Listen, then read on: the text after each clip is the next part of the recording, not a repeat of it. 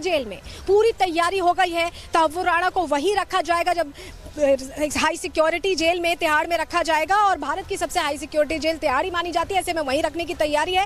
अंडा सेल इसके लिए तैयार किया गया है, और इस सेल में देखिए इसकी खासियत है, ये बिल्कुल अलग थलग होता है और कई सारी सिक्योरिटी लेयर्स में होता है। बाकी कैदियों से तहव्वुर राणा को अलग रखना है, और यही वजह है कि अंडा सेल तैयार रखी गई है।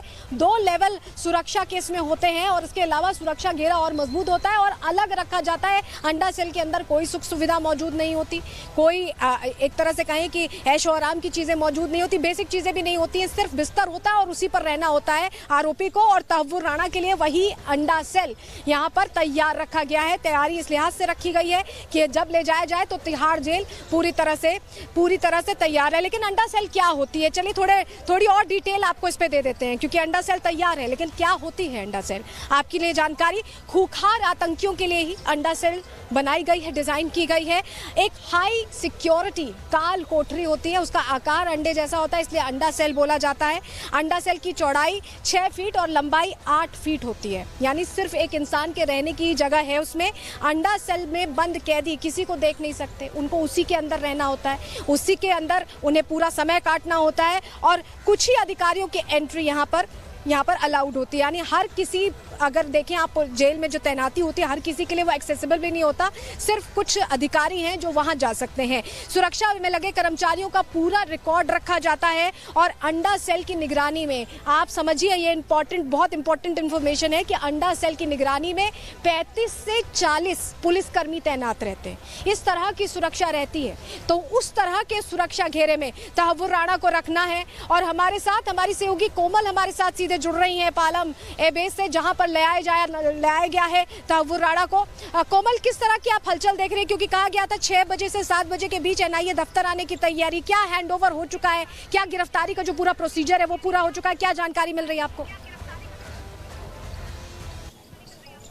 बिल्कुल, देखिए अगर आपको पालम एयरबेस से ही तस्वीरें दिखा रहे हैं, हलचल तो साफ तौर पर बढ़ गई है, लेकिन अगर हम तस्वीरों की बात करें तो यहाँ पे देखिए, क्योंकि ऐसी जानकारी भी मिल रही थी कि करीब 6 से 7 बजे का समय है जब यहाँ से तहव्वुर राणा को एनआईए के ऑफिस ले जाया जाएगा। चूँकि किलोमीटर्स की बात करें तो करीब 8 से 9 किलोमीटर की ये जो दूरी है वो हो जाती है, और 6 से 7 बजे का समय है जो ट्रैफिक पुलिस को भी दिया गया है। ऐसे में हलचल साफ तौर पर उससे पहले जो है यहाँ पे बढ़ती हुई नजर आ रही है, और जिस तरह से लगातार हम यहाँ से आपको तस्वीरें भी दिखा रहे हैं, प्रोसेस की बात करें तो तमाम लीगल प्रोसेस जो है वो इसमें इन्वॉल्व होती है। उसके पहले देखिए, चूँकि उनकी अरेस्टिंग होती है लीगल तरीके से, एक ऑफिशियल तरीके से उनकी अरेस्टिंग होती है, तो जो जानकारी मिल रही है कि वो सारे प्रोसेस जो है वो चल रहे हैं, और एक बार वो मेडिकल और लीगल अरेस्टिंग हो जाए उसके बाद जो है एनआईए के दफ्तर जो है, एनआईए के दफ्तर वहाँ पे लेके जाया जाएगा। ऐसे में सवालों की एक लंबी फेहरिस्त जो है, सवालों की लंबी फेहरिस्त जो वो भी तैयार की गई है एनआईए की तरफ से। तो ऐसे में कई गंभीर सवाल पूछे जाएंगे, कई खुलासे होंगे, कड़ियाँ जोड़ी जाएगी, क्योंकि जब भी जिक्र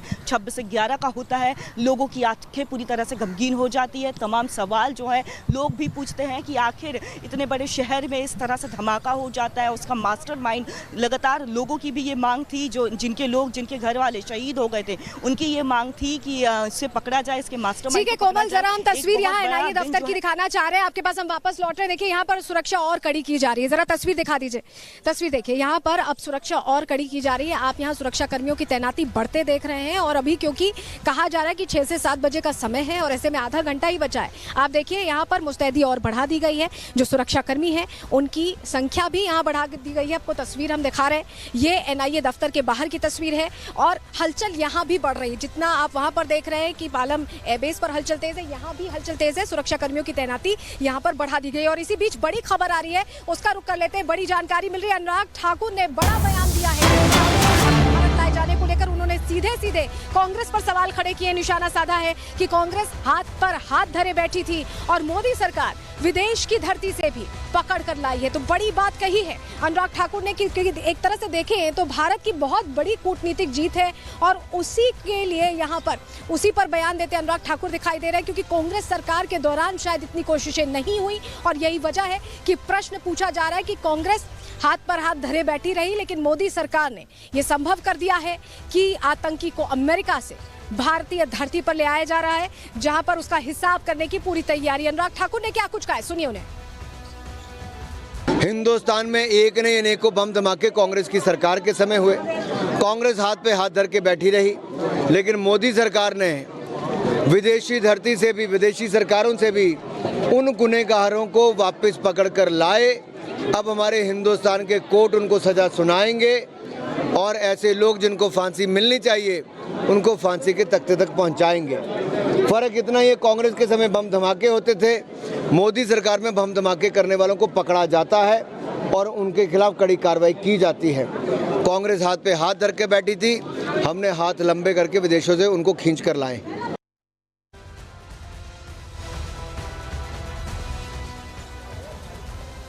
और अब आप ये समझिए कि मुंबई अटैक जो 26/11 आतंकी घटना हुई, उसके कई सारे किरदार हैं और उन्हीं किरदारों से जुड़े जवाब अब तलाशने की कोशिश हो रही है। जरा आपको बताते हैं कि कितने किरदार हैं जिनकी तह तक जाने की कोशिश हो रही है। सबसे पहला किरदार पाकिस्तानी सेना है, जिसने मास्टर प्लान पहले तैयार किया, तो उससे जुड़े सवाल होंगे। इसके अलावा ISI साजिशकर्ता के तौर पर देखा गया है 26/11 के पूरे घटनाक्रम में, और यही वजह है कि उनसे जुड़े सवाल भी होंगे। हाफिज सईद हमले की जिम्मेदारी ले चुका है, पाकिस्तान में बैठा हुआ है और बार बार ये कहा जा रहा है कि तहव्वुर राणा का तो नंबर आ गया, हाफिज सईद का कब आएगा? इसके लिए भारत लगातार प्रयासरत है। ये भी जीत हमें जरूर मिलेगी, इसकी उम्मीद हर भारतवासी करता है।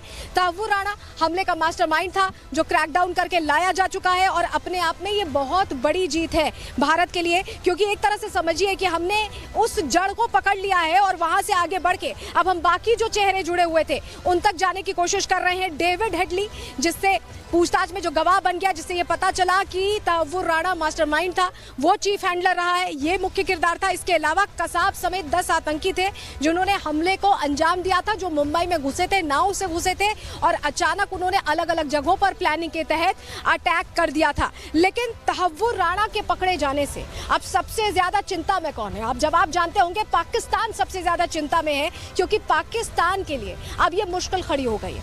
अब पाकिस्तान जो ग्लोबल मंचों पर ये कहता रहता था कि उनका कोई लेना देना नहीं है, जो विक्टिम कार्ड प्ले करता रहता था, अब वो पाकिस्तान, उसके अधिकारी, उसके ISI ऑफिसर्स, हर कोई एक्सपोज होने वाला है। रिपोर्ट इसी से जुड़ी आपको दिखा रहे हैं।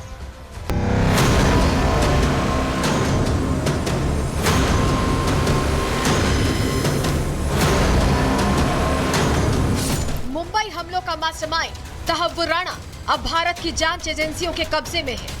आतंकी राणा के भारत आने से पहले दिल्ली की सिक्योरिटी बढ़ा दी गई है। NIA मुख्यालय से लेकर पटियाला हाउस कोर्ट और पालम एयरपोर्ट से लेकर तिहाड़ जेल एरिया को छावनी में तब्दील कर दिया गया। ये सुरक्षा घेरा इसलिए भी जरूरी है क्योंकि भारत के हाथ आतंक का वो जिंदा सबूत लगा है, जिसके दम पर भारत एक बार फिर आतंकिस्तान को ग्लोबल मंचों पर बेनकाब करेगा, लश्कर और ISI की सांठगांठ को दुनिया के सामने रखेगा। पीएम मोदी की कूटनीति की वजह से पाकिस्तान पहले ही ग्लोबल प्लेटफॉर्म पर बेइज्जत हो चुका है और अब तहव्वुर राणा के प्रत्यर्पण ने आतंकिस्तान, हाफिज सईद और ISI की नींद उड़ा दी है, क्योंकि तहव्वुर आतंक का वो मोहरा है जिसके एक एक कबूलनामे से आतंक परस्त बेनकाब हो जाएंगे। मुंबई 26/11 आतंकी हमले के तार जिस कदर पाकिस्तान से जुड़े थे, ये समझने के लिए पहले इस हमले के किरदारों को समझना होगा। इस हमले की प्लानिंग तहव्वुर राणा और डेविड हेडली कर रहे थे। पाकिस्तान से इनका संपर्क साजिद मीर था, जो लश्कर तैयबा का बड़ा कमांडर और हाफिज सईद का करीबी था। सुरक्षा एजेंसियों का दावा है कि पाकिस्तान में हाफिज सईद हमले के लिए major Iqbal, major Sameer Ali, lieutenant colonel Hamza और कर्नल शाह के संपर्क में था और पाकिस्तानी आर्मी के ये नाम सीधे तौर पर ISI के इशारे पर काम कर रहे थे। दावा यह भी है कि ISI तहव्वुर और हेडली को अपने इशारों पर नचा रही थी। ऐसे में ये साफ है कि मुंबई जैसा बड़ा आतंकी हमला किसी एक आतंकी संगठन के बस की बात नहीं। इसके पीछे आतंकी, सीक्रेट एजेंट और पूरी आर्मी काम कर रही थी। ऐसे में भारतीय जांच एजेंसियों के सामने तहव्वुर का कबूलनामा आतंकिस्तान की मुसीबत बढ़ाने वाला साबित होगा। भारतीय खुफिया एजेंसियों के पास आतंकी साजिद मीर का एक ऑडियो भी मौजूद है, जिसमें वो कसाब और उसके साथ आए आतंकियों को हमले के लिए गाइड कर रहा था। भारत ने ये सबूत UN में रखकर साजिद मीर को ग्लोबल टेररिस्ट घोषित करने की मांग रखी, लेकिन चीन ने अड़ंगा लगा दी।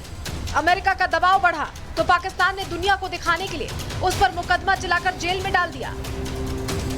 ऐसे में तहव्वुर राणा बताएगा कि साजिद मीर, हाफिज सईद और ISI ने कैसे भारत के खिलाफ साजिश रची है।